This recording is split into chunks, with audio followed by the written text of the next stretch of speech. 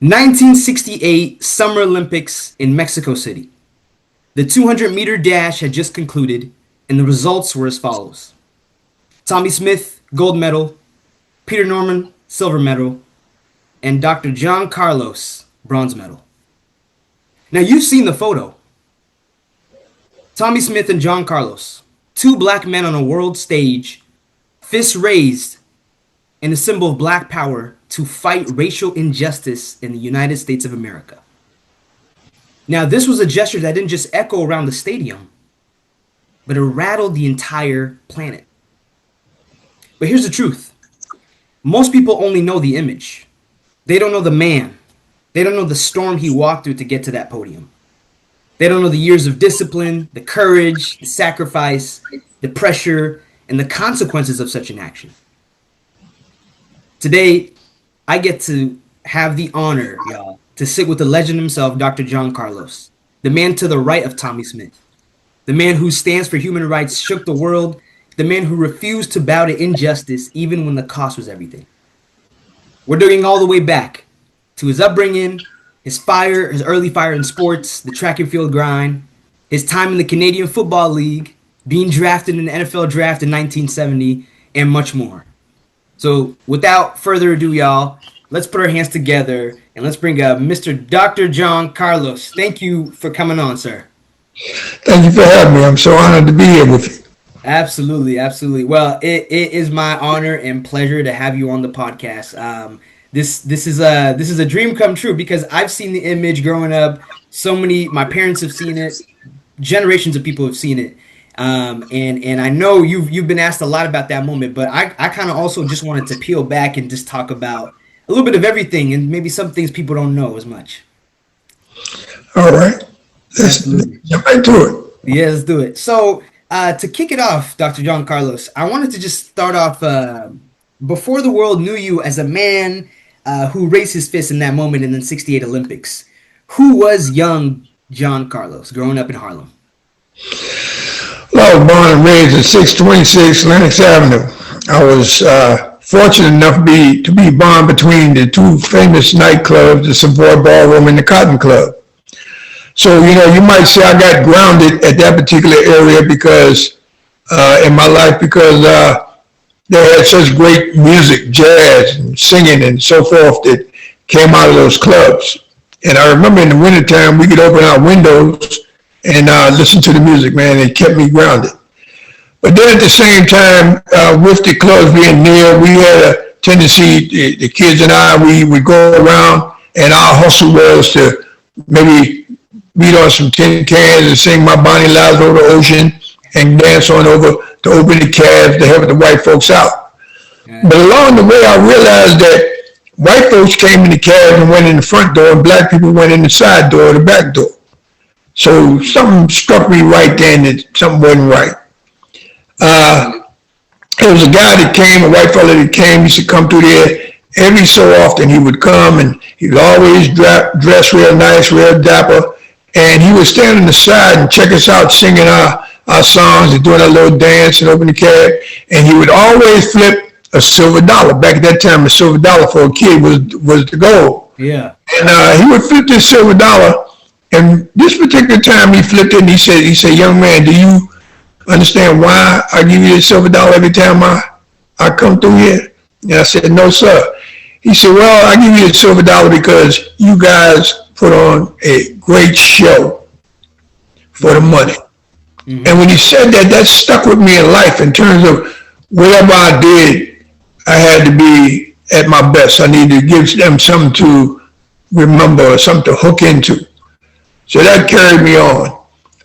From there, I began to realize that, we as black people, we weren't treated as equal as the white folks. When I came into the world, Harlem was multicultural.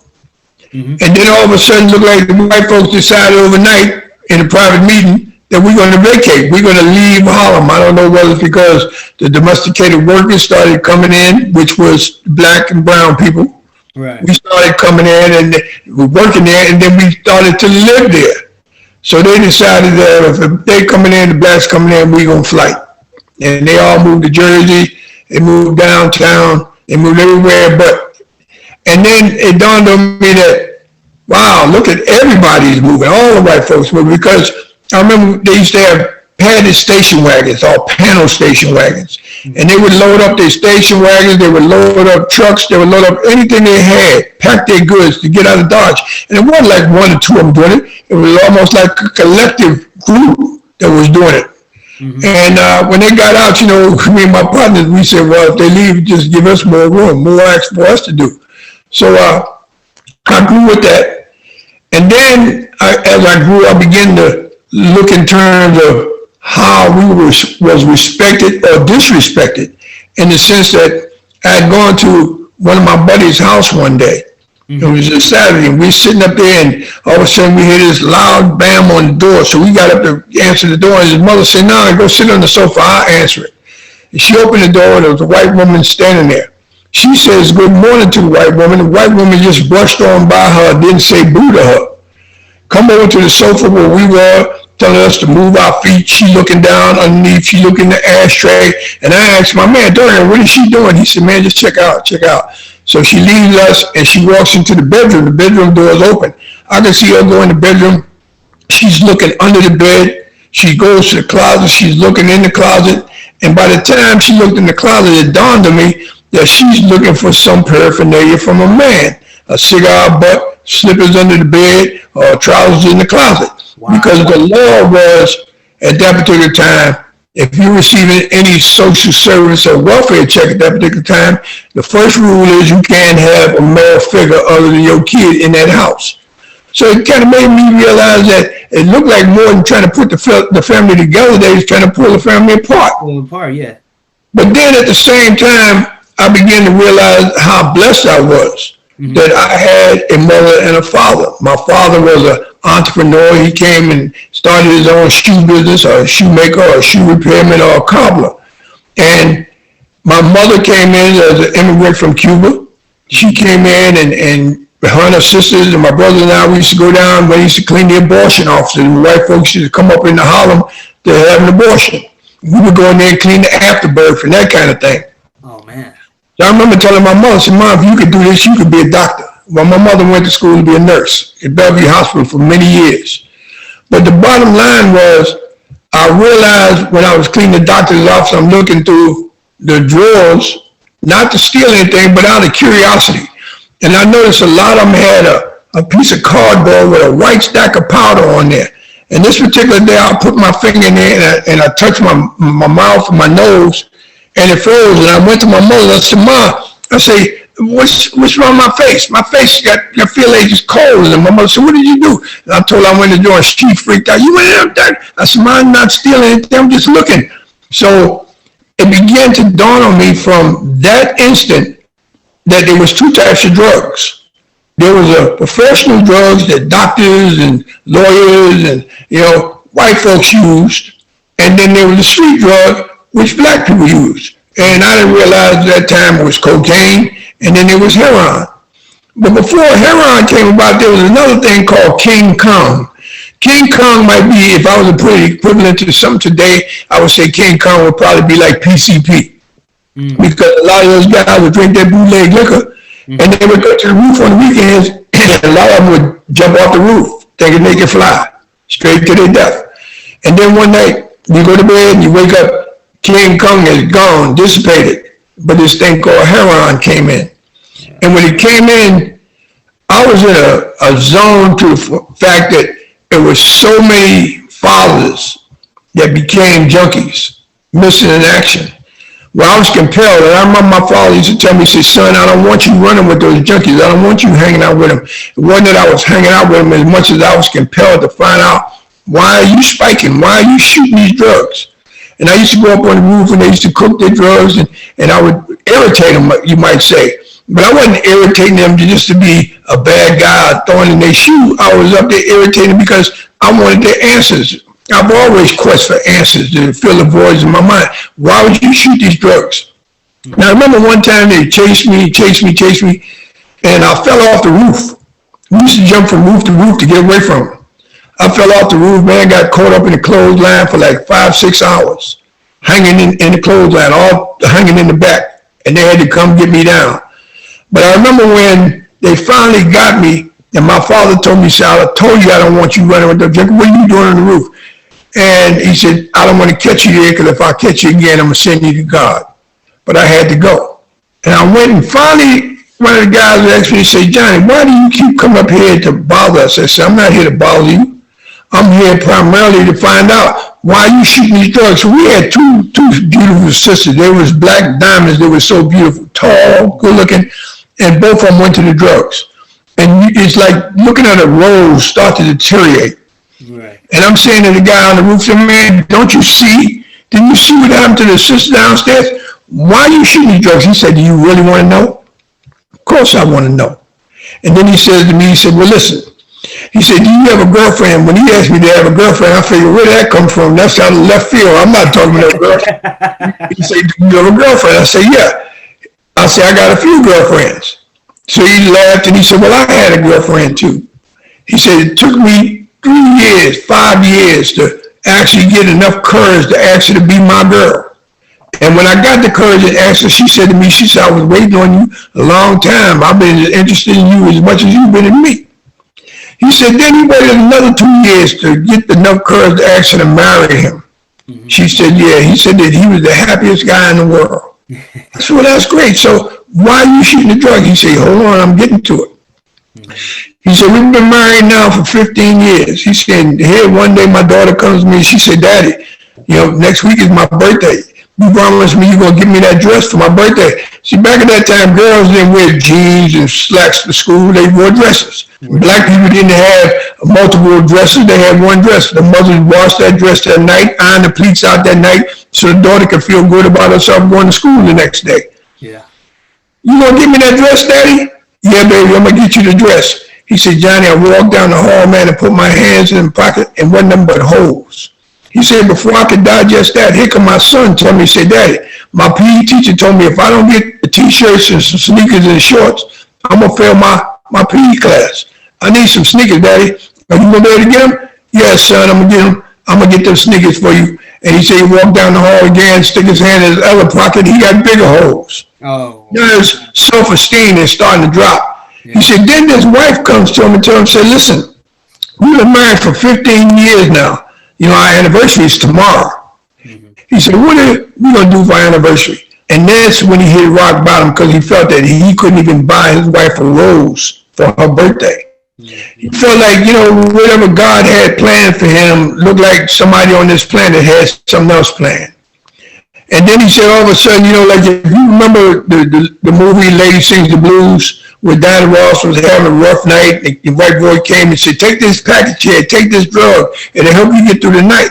Well, the same thing happened back in Harlem with so many fathers. They had so much pressure on them because they couldn't be the breadwinners in their families. Think about the fact that the black man couldn't get a decent job, and then if your wife got a job, she earned more money than you. She was more like the breadwinner for the family. So that pushes the man down even more. So when the drugs came, they used the drugs for escapism. Mm-hmm. So I said to him, I said, "What do you mean you use it for escapism?" He said, "You know something, man? Not until my kids said to me what they said." He said, "I used to go to the mirror every morning, wash my face, brush my teeth, do the whole nine, hook my head up." He said, "And I never looked in the mirror." He said, after my kids approached me with that, then I looked in the mirror for the first time. And then he told me, he said, and I didn't like what he saw. I didn't like what I saw. And when he said that, I kind of pushed back. "What do you mean you like what you saw? You like yourself?" And he said, "No." I said, "Why?" And that's when he told me, he said, "Well, it looked like somebody's holding me up from being what God intended for me to be."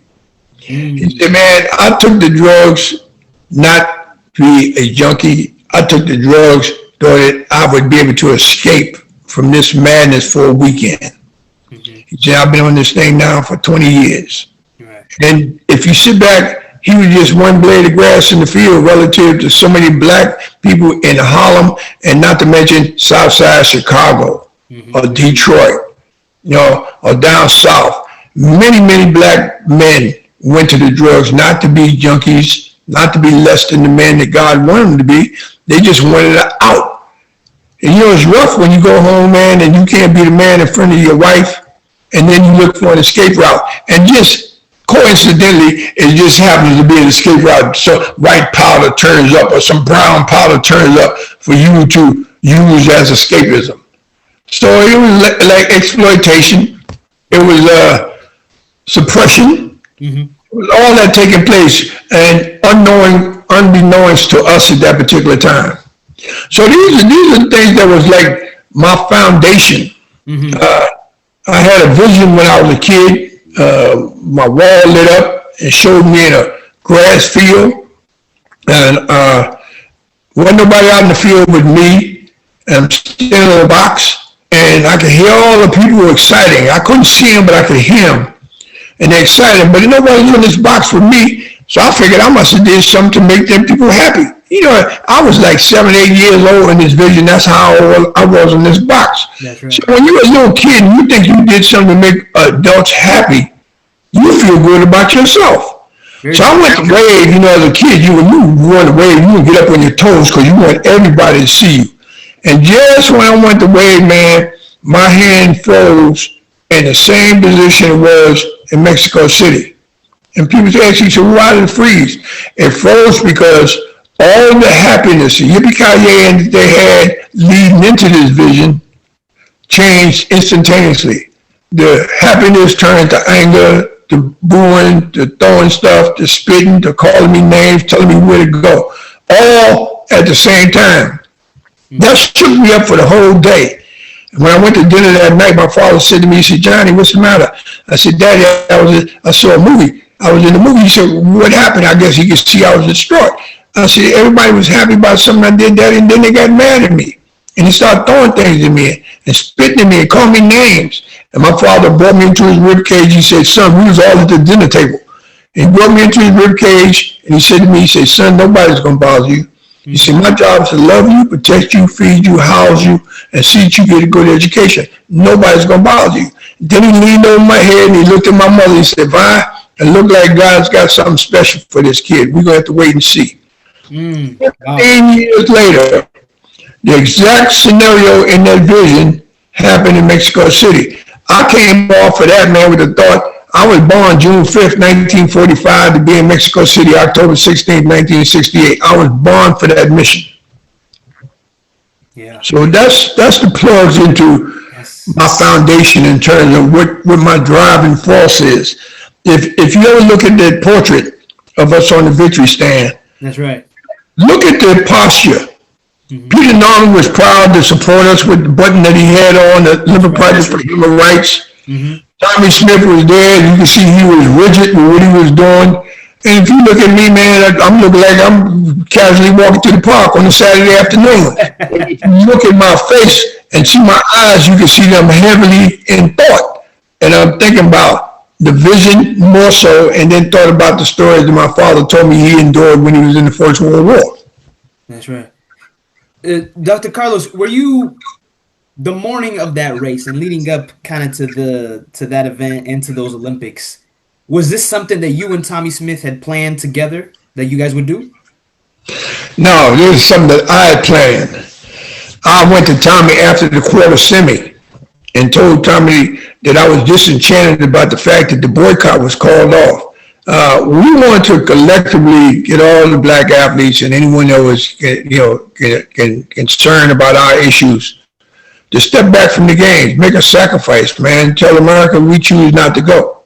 And my attitude was, if black soldiers would have stuck back from the First World War or Second World War, would America be as great as they are today? I don't think so. Mm-hmm. But they would have set a precedent.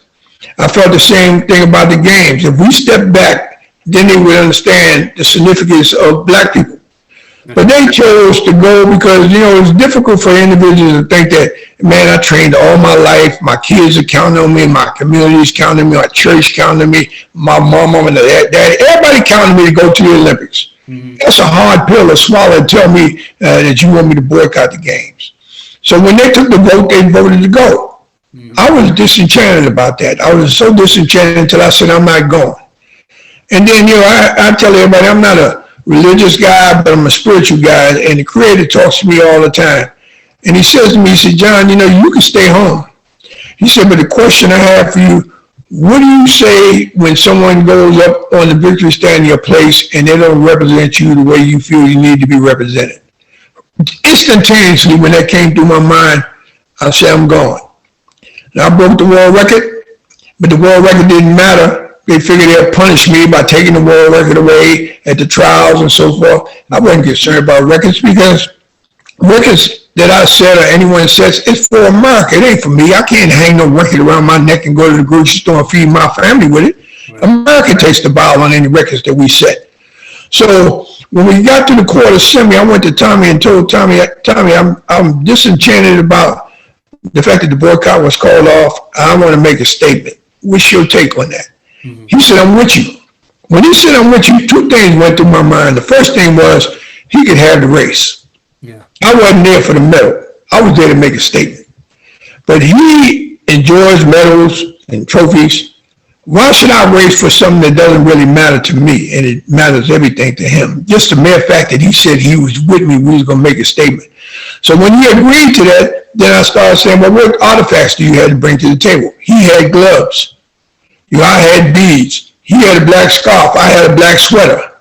We both I would say all of the black athletes, or most of them were wearing black socks all the course of their competition.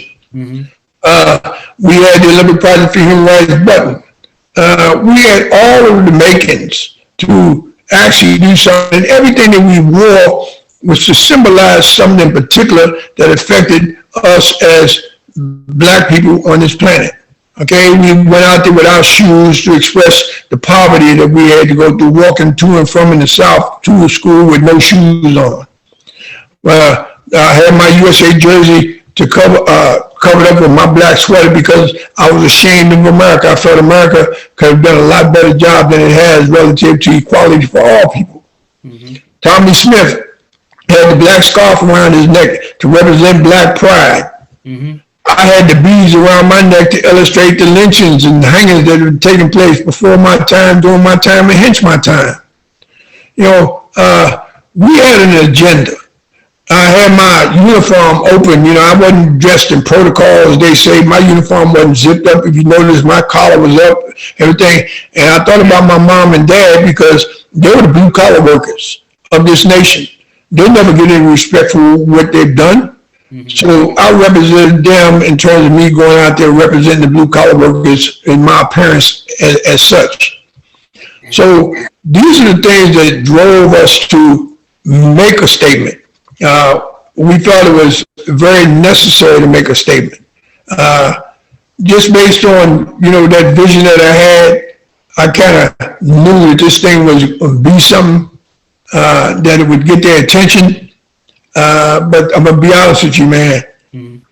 I don't know whether I realized that it was going to put them in a shock as it did. It was almost like more than get their attention, it put them in a shock, you know, to the point where you could actually get the vibe of them waking up in the middle of the night screaming, what the hell was that? Where did that come from? How did they allow that? How come we couldn't block that?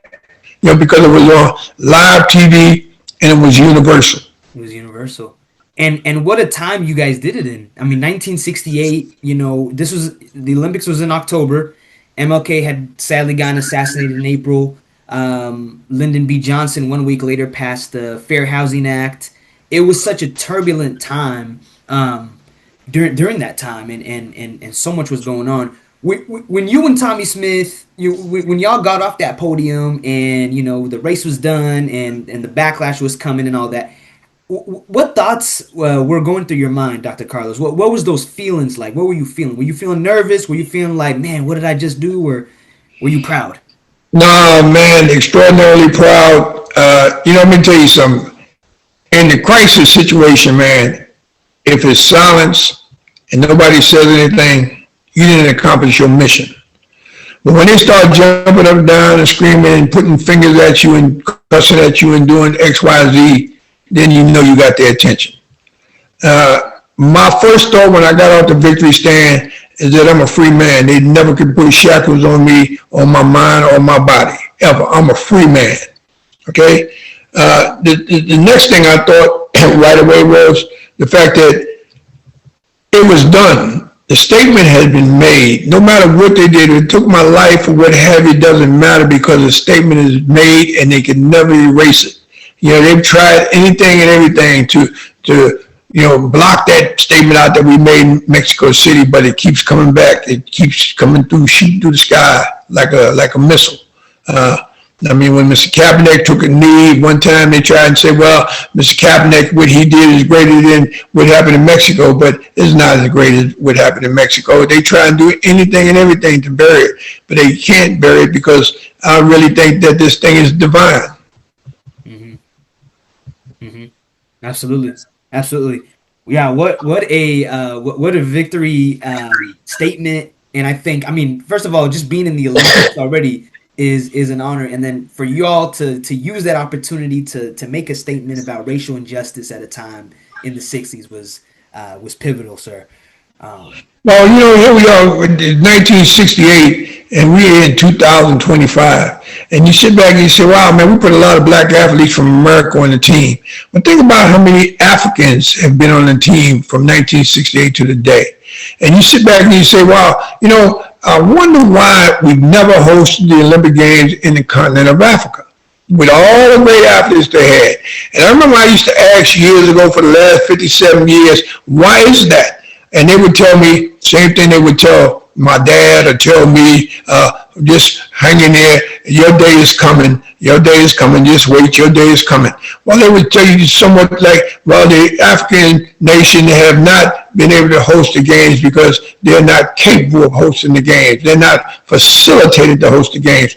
Well, today when you sit back and you say, well, this is a question that needs to be asked again because they can't run the fact that they're not equipped to host the games. They host the World Cup. The World Cup was probably equivalent to the games, or even bigger. They hosted the World Cup in South Africa. They did a hell of a job. That's right. So that excuse goes out of the window.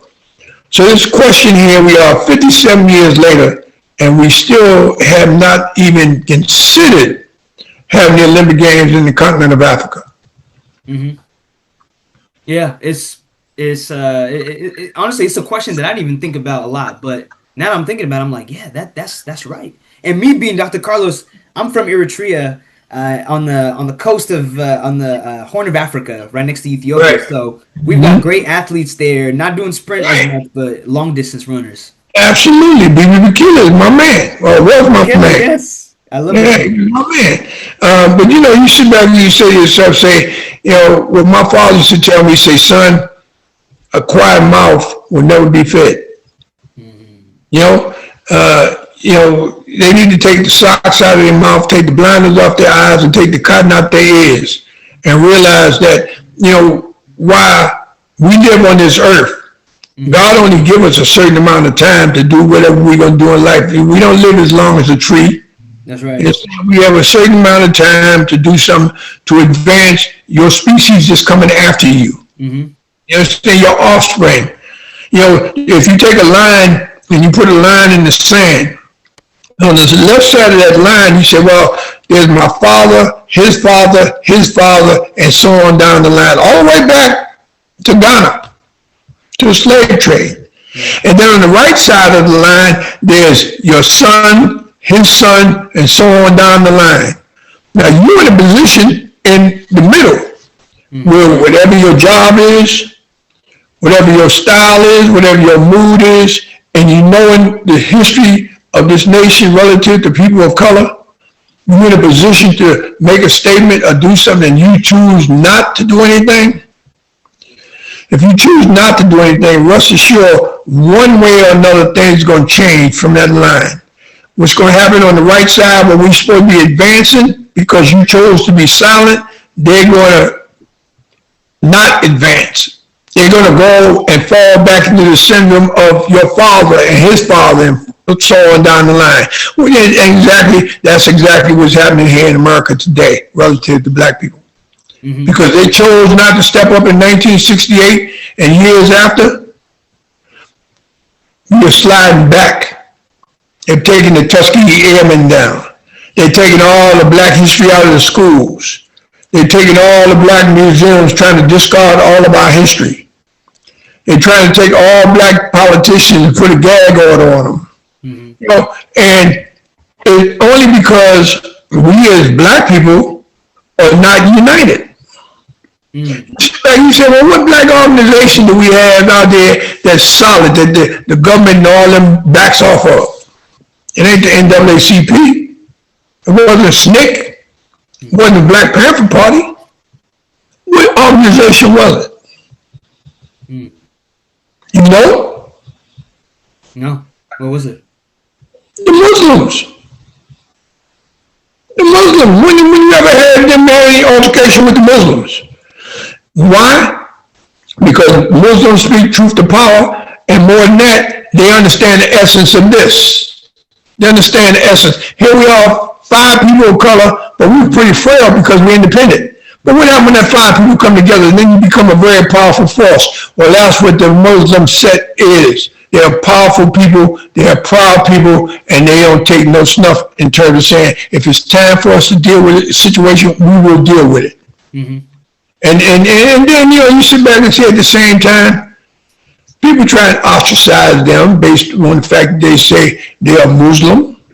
Right. You know, rather than sitting down trying to reason and say, well, maybe I can learn something from them. But we want to put them down because our oppressors put it in our mind that they're no good people. Mm-hmm. But they're the best people. Yeah. You know, I'm not a Muslim, but I'm a man with sense. Absolutely.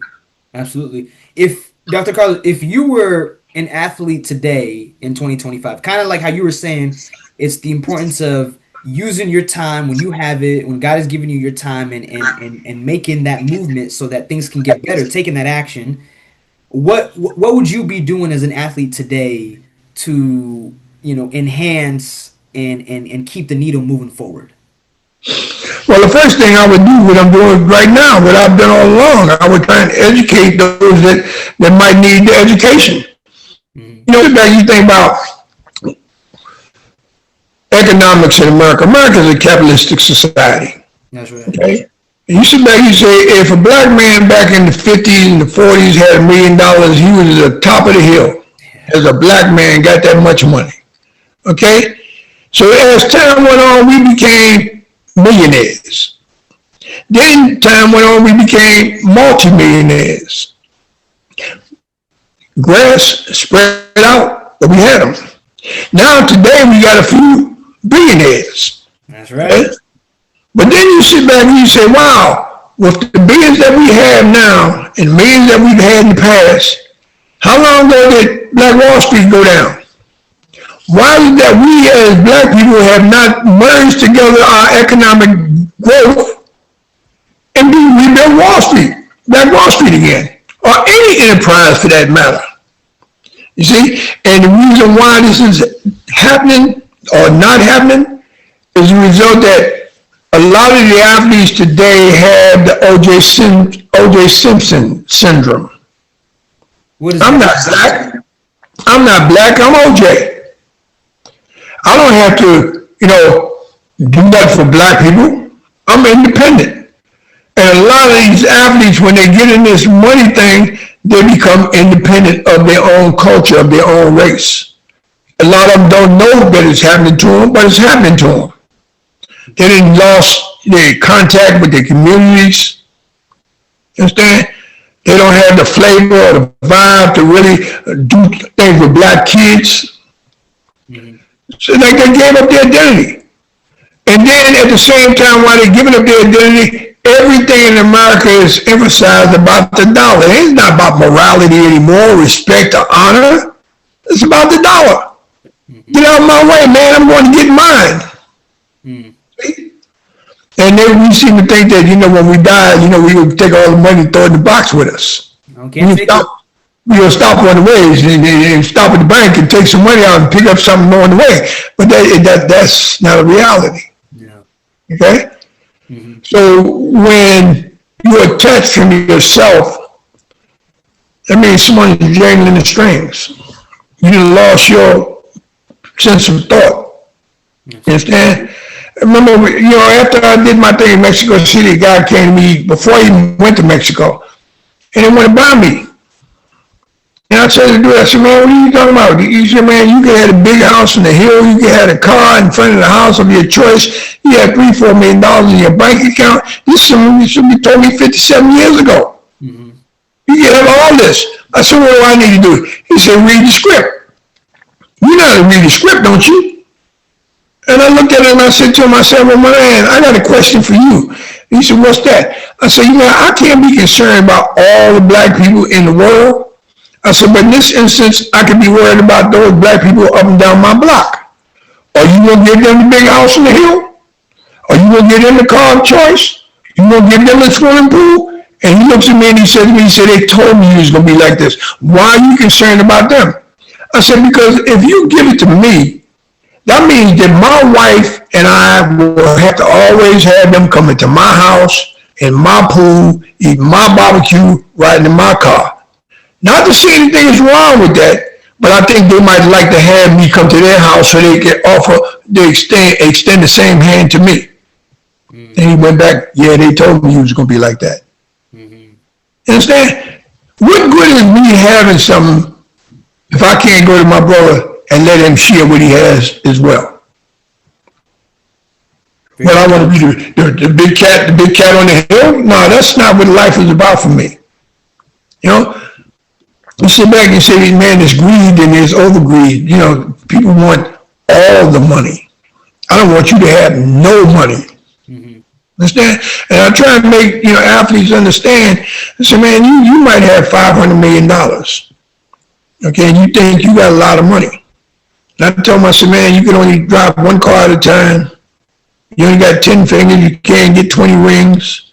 I said, but the bottom line is this. Right. I say, if you got $500 million and I come to you and say, man, do you have a lot of money? Oh, I got buku money. I got plenty, $500 million. Yeah, I got a lot of money. And I look at him, I say to him, I said, well, listen, in your mind, I want you to pick a beach, any beach. So you got a beach in your mind? I said, all right, let's take this trip with me. I said, now, open your hand right here while we're on the blacktop. Look in your hand. See a lot of money? I said, yeah. Well, come on. You work for what, 50 million, 500 million?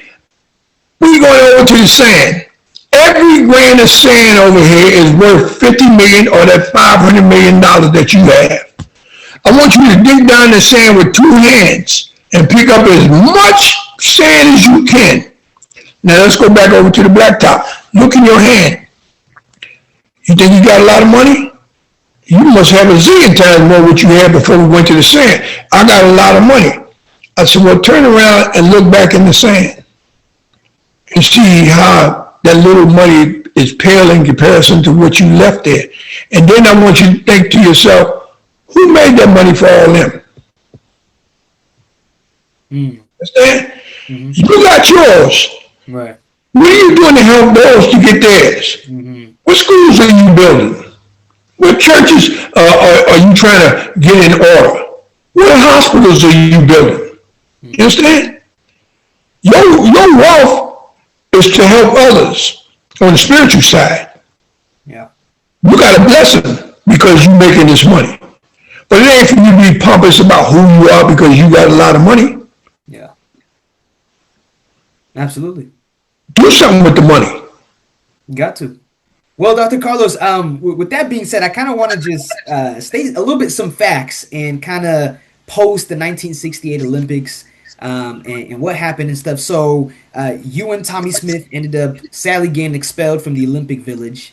And, believe it or not, you actually had your best track and field year in 1969 following the Olympics. When you went to San Jose University, you tied the world record for the 100-meter dash, and then you also won the American Athletics 220-yard dash, leading, again, San Jose State to NCAA title.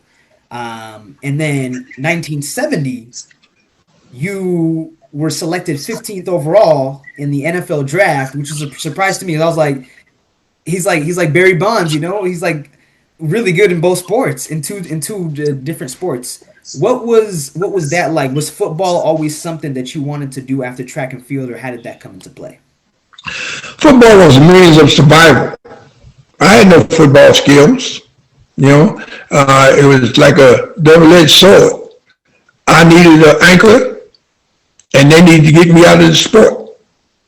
It's like taking Muhammad Ali out and saying, well, because he didn't go to the war, that we're going to hold him up.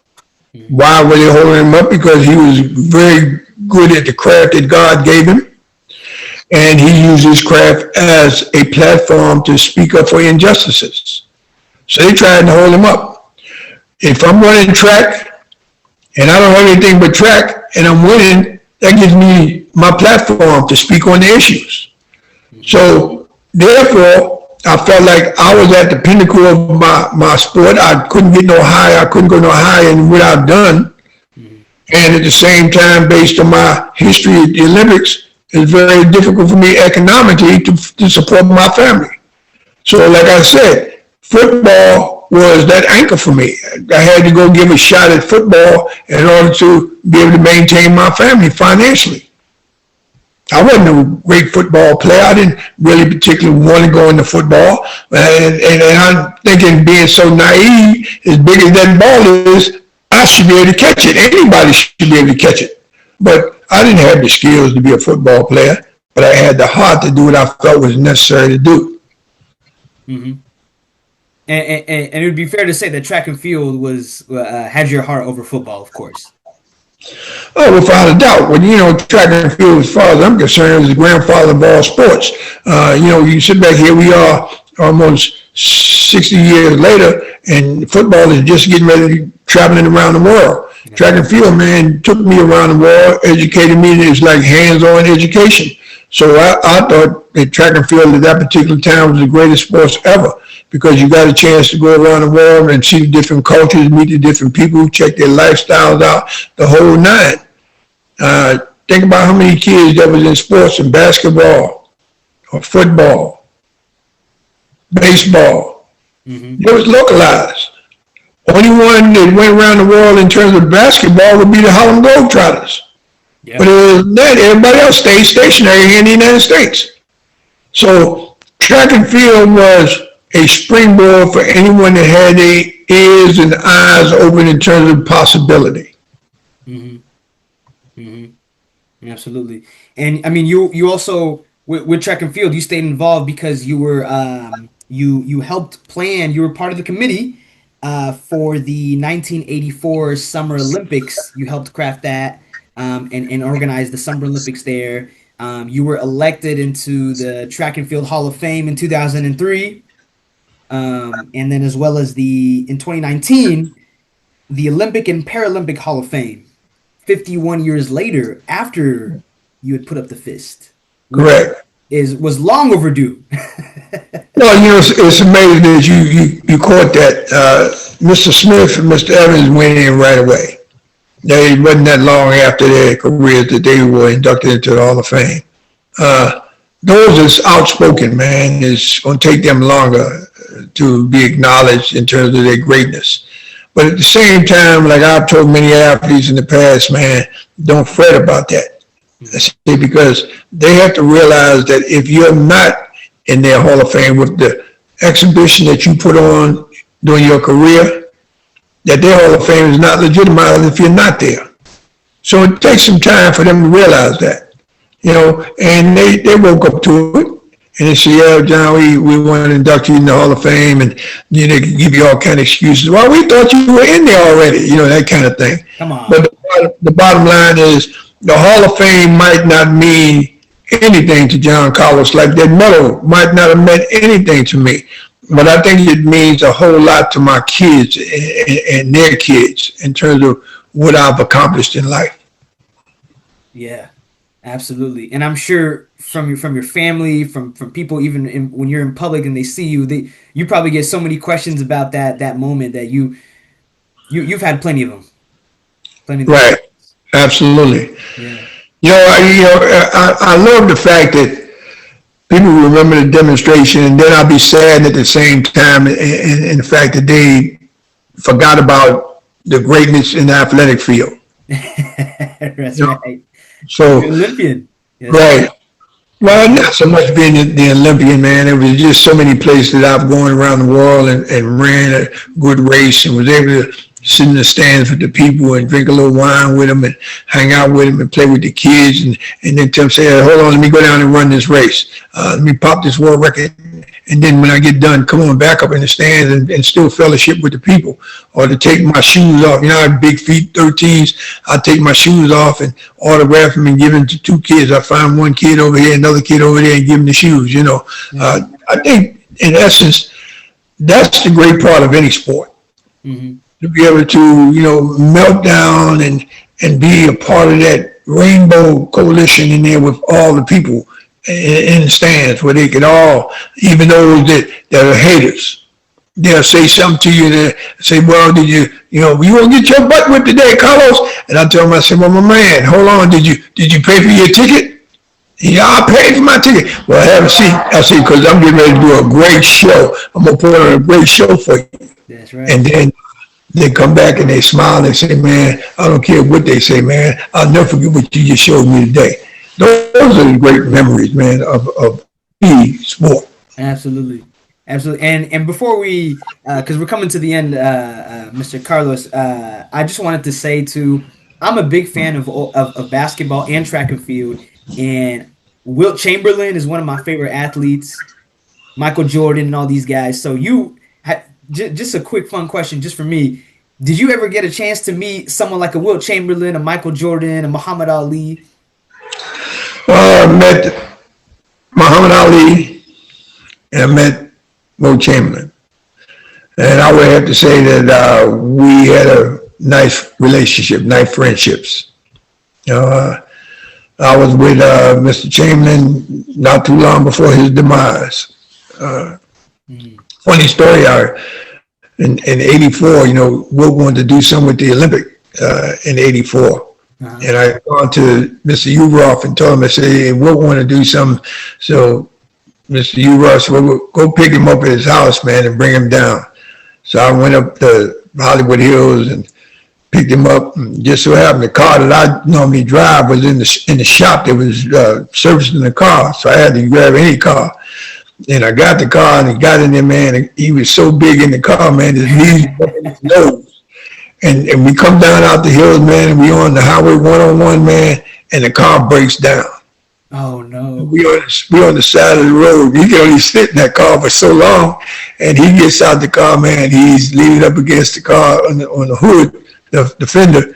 And, man, you can hear the people on the freeway just screeching, stopping on the middle of the freeway. I look like Wilt Chamberlain over there. I look like Wilt Chamberlain over there. And he looked at me and said, Carlos, how you got me out here making me look like a spectacle? I said, man, what can I tell you, man? I can't do nothing about the car. So we had some great relationships, Wilt Chamberlain and I. And then Muhammad Ali, the blessing that I had with him, he lived in Willenboro. I lived in Willenboro, New Jersey. And he lived in Cherry Hill, New Jersey, which was probably about maybe 25 minutes away from one another. Mm-hmm. So we had a bond. We used to run together, and we had a bond. So look, man, if I go to the school, I want you to go and be my surprise guest. And then he would come back and turn and do the same thing for me. So I go to school and I said, listen, guys, I'm sorry I'm late getting here. And I had this speech written up for you guys. I said, but you know, I said, I got something going on, man. I was coming here, man, trying to get in on time. And I passed this guy. He's standing on the side of the road, looked like he had a problem. And I think I know the guy, but I wasn't sure. So I turned around and I went back. And I said, my man, you need help? Yeah, man, my car went down. I need help. I said, well, where you trying to go? I say, I tell you what, I'll take you, but I got to stop at this school first. I say, and I thought I know the guy, but I'm really not sure. But he's here with me. I said, maybe somebody in this audience might know who he is. Excuse me. And I would call him. Hey, man, come on out here. And he would walk across the stage, man, and people would see him. The kids would go crazy. The teacher would fall out, you know, the whole 9 yards. So, in that sense, we did quite well, excuse me, with the young kids. To inspire them, to feel good about ourselves in terms that we could do this with the kids. Yeah. And I thought that we were inspirations for the kids as well, role models. Yeah, Man, what an honor to hear those stories and to just like experience that. But that's something special, Dr. Carlos. Well, we are at the deep end point of the podcast, Dr. Carlos, where I like to ask my favorite question before we close, and that's the advice question to the younger generation, to my generation, the Gen Zers, the millennials, and those listening right now. What is your message for the younger generation trying to find their voice, trying to find their path today in 2025, sir? Well, like I said, I told you earlier that I wasn't a religious guy. Mm-hmm. I'm a spiritual guy. And I think that I can suggest to any young individuals to get in touch with your spirituality. Follow your spirit. You understand? Don't let anyone lead you. Let your spirit lead you in terms of what's right, what's wrong, what you should step up for, what you should step down for. Don't let them lead you with this. Don't let them lead you with that. Let your spirit lead you. You understand? Mm-hmm. Because a lot of people will tell you that, man, you're going about things the wrong way. You shouldn't do that. And, you know, and I say this because over the years, you know, relative to black on black, me with black people, over the years I've had to deal with jealousy and envy. And then I had to deal with in between those two, why? Why would you be jealous of me or envious of me when I've come to you with my palms up? I've done everything in my life to try and support us as black people. Why would you be envious and jealous of me? And then, you know, after a while, you know, the spirit come to me and tell me, say, John, it's not that people don't have love and respect for you. It's the fact that a lot of them brown-nosed. You know what it is to brown-nose? What does that mean? In other words, they succumbed to what white people's demands were. Yeah, they didn't think for themselves. You know, I'm going to give up my soul, so to speak. I'm a brown-nose. And they brown-nose, and then here, time is going by, and they realize that I can get all this butt kissing, and I don't have anything to show for it. Here's an individual that stood strong to his beliefs. He's living better than me. He's healthier than me. He got more money in the bank than me. So I'm jealous of him. Okay? And then you say to yourself, so wow, that's deep. And you walk down the road a little farther, and then this thing called envy hits you. Yeah. Now, why would they be envious of me? And it's a distinct difference between jealousy and envy. Mm-hmm. The envy is the part where you sit back and you say, wow, man, why would you be envious of me? You say, it's because, you know, when we made that statement, it's like we standing on a seed, man, and that seed was a seed of a pine tree. And then when the pine trees begin to grow, it grows enormously high. And as we coming up on the branch, other branches underneath us are popping out, and those are black arms. Mm-hmm. So when we get up to high altitude, we feel a turbulent wind and so forth, and then we hear this saw, like a red saw, cutting the branch off that we're standing on. And we say, well, we don't mind the fact that we be a sacrificial lamb because all those branches under us are black arms. They're going to catch us. Mm-hmm. And when the branch broke and we begin to fall, those arms that we thought was going to catch us retracted. They pull our arms back. So we took a big hit falling. Yeah. So then when all the dust settled, the envy comes in because you sit back and say, well, you know, they didn't like Carlos because he was black. Yeah.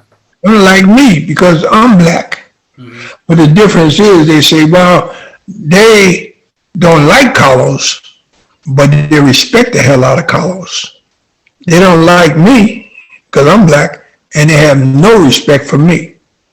That's right. That's where that envy come in. Yeah. You know, it's about the respect that they give you. Yeah. And here's another thing. You sit back and you say, well, in America, why would you say, they say when America is depressed economically, they say we're in the what? Depression? Recession? No. It's a word they say when we are economically deprived, they say we're in the red. We're in the red. We're in the red. Right. And then if we're making money, we're in the green.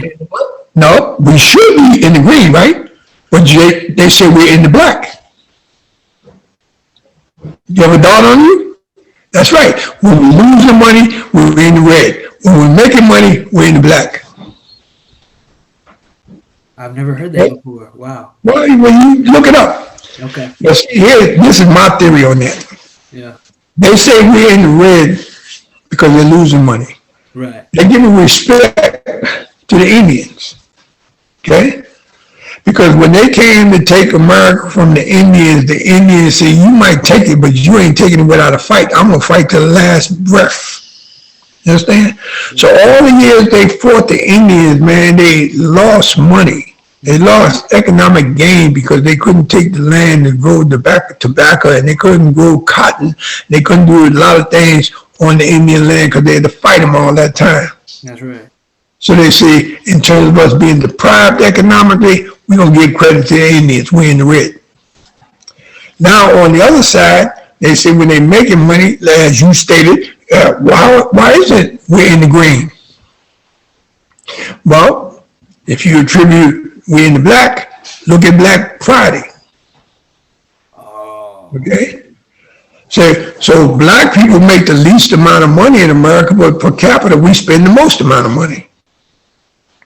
So that's why we're in the black economically, and that's why we have a Black Friday. But we always spend so much, and we're not investing in a black-owned business. Absolutely. We do nothing to support one another economically, but we will definitely support him every way, shape, and form. Hold on 1 second. No problem. Dr. Carlos, thank you so much for your time. It's been a gift and an honor to have you on the podcast. Any last words before I close this out? Hey, man, just tell them to vibe off of love, man. Just tell them to vibe off of love, because that's the only missing ingredient that we have amongst our people is LOVE. Love one another, man. That's the only way we're going to come up out of this. If you love something, you're going to fight for it. Mm-hmm. If you love yourself, you're going to fight for existence. If you love your kids, you're going to fight for their existence. Love, love, love. And listen, do me a favor. Yes, sir. Promise me you will give me a copy of the show. Absolutely. All right? Everybody tell me that, man, but I never get them. I'll send you, I've got your contact now, so I'll make sure to send you all the links necessary. You got it. All right, and then let me get your feedback, too, when people get back to you and let you know what they think of the show. Oh, yeah. I hope everyone enjoyed this awesome episode. Stay tuned for more. We'll put all the links necessary to hear more about Dr. Carlos's story, journey. We'll even put the race link so you guys could see the actual race in the 68 Olympics in there. And make sure to give this video a like, subscribe, and share with as many people as possible. And we'll catch y'all in future ones. Till next time, y'all. Peace. Peace.